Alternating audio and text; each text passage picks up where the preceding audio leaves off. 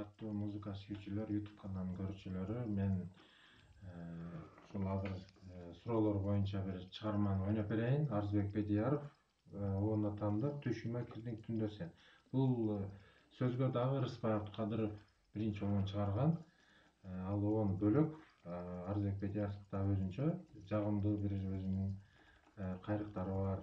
Эки Оон тең аябай жакшы. Ушул суроолор боюнча азыр ушу эки Оонду ойноп берейин. Биринчисин ошол Арзыбек Бедияровдук менен баштайын. Мага подписка болуңуздар, комментарий калтырыңыздар. Ушул рахмат сиздерге, мен музыкамды баалап укканыңыздарга.